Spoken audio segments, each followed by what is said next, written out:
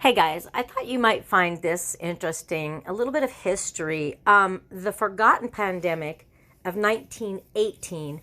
And this is by Freddie Burton, that is the author. And let's see. Okay. It's an oddity of history that the influenza epidemic of 1918 has been virtually overlooked in the teaching of American history. Um, More worldwide deaths than World War One. Now, World War One was known as the Great War. It ran from 1914 to 1918 and claimed an estimated 16 million lives. The influenza pandemic, known as the Spanish flu of 1918, attacked one-fifth of the world's population and killed an estimated 50 million people. More than 600,000 Americans died and 7,000 in Arkansas alone. The greatest medical holocaust in history. Within months, it had killed more people than any other illness in recorded history. More people died of the Spanish flu in a 1 year than in 4 years of the Black Plague. Some historians describe this pandemic as the greatest medical holocaust in history. It attacked young and healthy. One of the unusual features of it was that, and 99% of the pandemic influenza deaths in the U.S. occurred in people under 65, and nearly half of which were young adults 20 to 40 years old. Wow. Unlike other strains, summer and fall, another unusual feature of this pandemic that was unlike other strains of influenza, which are primarily active in the winter months, the Spanish flu outbreak was strongest in the summer and fall, especially in October of 1918. It was downplayed by officials because they feared panic. It says that the pandemic posed a serious threat. A commissioned officer for the public health stationed in Arkansas downplayed the threat with reassuring statements, even after he himself had caught the flu and his wife died from it. Wow, this stuff's interesting. That's bizarre. The dire situation was clearly documented by the October 10th, 1918 Benton Courier. Benton and vicinity in grip of epidemic of Spanish influenza. Public places closed. No epidemic has had its grip on this country and on county as the Spanish influenza, which during the past week has placed itself in almost every home. It has been announced that many churches will have no services Sunday. The American Bauxite had to shut down its plant on Tuesday on account of so many men being sick, and several had died in that section of the county. When I first ran across information on this historical event, I was shocked, not only of the magnitude of this pandemic, but that I'd never heard of it. Some historians have referred to the 1918 influenza pandemic as the mother of all pandemics. Scientists, doctors, and health officials could not identify the disease, which was striking so fast and so aggressive. Some victims died within hours of their first symptoms. Others succumbed after a few days, their lungs filled with fluid, and they suffocated to death. That's so sad, especially it was young kids, young people. Benton Courier, October 17th, 1918. Influenza has our county in its grip. Nearly every home is affected and more victims are reported each day. Business is at a standstill and little relief is in sight.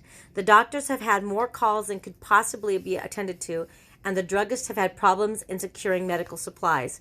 There have been a number of fatalities, Benton undertakers having supplied 30 coffins in the past 5 days.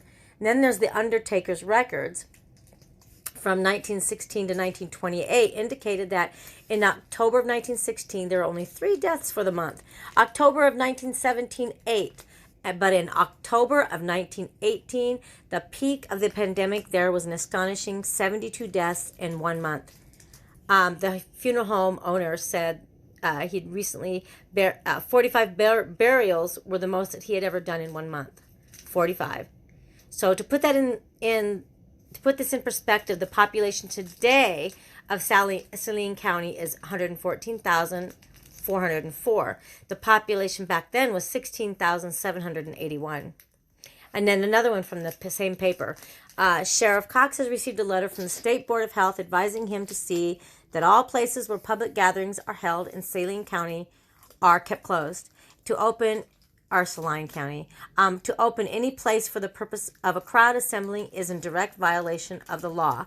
Below are a few samples of the news in the that magazine from different parts of the county.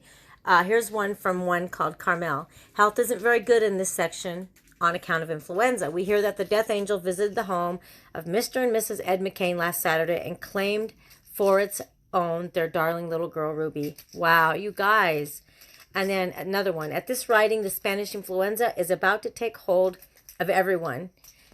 Fairy Corn has been quite ill. Lula Elrod has also been quite sick with this epidemic. Jesse Stuckey, son of Mrs. Emma Stuckey, passed away last Saturday. It's funny how these little tiny small papers had how they reported. It's kind of cute. Dewey Harden has been quite ill for several days. At this writing, there's still lots of sickness around, hardly enough well people to wait on the sick ones. The Death Angel claimed Susie Bryant for Mr. and Mrs. Joe Bryant last Thursday, their oldest daughter. Wow, I see a pattern. It is getting them young people. Here's another one. Mr. Editors and Readers, I have nothing to report that is bright, amusing, or encouraging. All is sorrow, disappointment, and dread. There's a serious sickness in many homes, and the Death Angel visited 2 homes last Saturday. James Elliott, owner of the rural telephone system, died Saturday, leaving 7 small children. Also, Dual Green, about 17 years of age, son of John H. Green, died Saturday morning. He'll be greatly missed by his schoolmates of Rural Hill School, especially by his class, the 8th grade. This is sad, you guys. He leaves to mourn his loss, his parents, Mr. and Mrs. John Green. This dog and her little toy. Ernest and Wilbur, the 2 little small brothers. Their remains were laid to rest in 10 Mile Cemetery. Okay, so they were sick, very sick, for several days with the flu. And then it developed into pneumonia. Whole families have been down at once, and many could not get the care and attention they needed. The doctors have gone night and day and have been behind with their calls most of the time. Most of all who have escaped the contagion are worn out waiting on the sick. I am wondering about the future, what the future has in store for us. It's best, of course, that we do not know. We should not bring trouble or borrow trouble, nor brood over things gone by. We should make the best of conditions as we get to them, and we never had a universal trouble as now. Cynthia Dunn recalls her grandfather and grandmother telling her the way it was in the Shaw community in the fall of 1918. My grandmother would begin cooking food early in the morning for those families that were sick, and my grandfather spent the entire day delivering this food. Funerals of the flu victims were canceled because everyone was afraid to go to the church for fear of exposure and other family members of the family getting themselves sick. You know, they were some tough people back then, you guys. Tanlac tonic. Although there were no cures, desperate times called for desperate measures. People relied on a range of different home remedies, including the wearing of garlic amulets. In some areas, people turned to Tanlac, advertised as a powerful reconstructive tonic. None of those remedies helped. Now here's an advertisement. Bush Drug Company. Persons weak and run down, easy victims. Fortify yourselves against flu by taking Tanlac. Nothing on earth will strengthen you and build you up like Tanlac, the powerful reconstructive tonic which contains the very elements needed by the systems to give you fighting strength and ward off the influenza germ. In connection with the Tanlac treatment, it's necessary to keep the bowels open by taking Tanlac laxative tablets, samples of which are included with every bottle of Tanlac. You know, that's really sad. They took advantage of those people. And here's the last article in the Benton Courier. First article, October 10th. Was October 10th. October 30th, first. Influenza situation improving rapidly. Although there are several cases of influenza over the county, it is believed that the epidemic has spent its force in Saline County, and the quarantine has been raised so that churches may hold their regular services Sunday, and the schools of the county can resume Monday.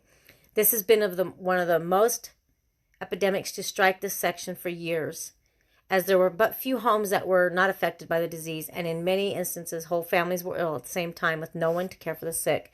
Now that the danger of spreading has passed and the quarantine has been raised, it is expected that within a few days conditions will become normal again, and the business of keeping business moving will be as brisk as it was before our misfortune.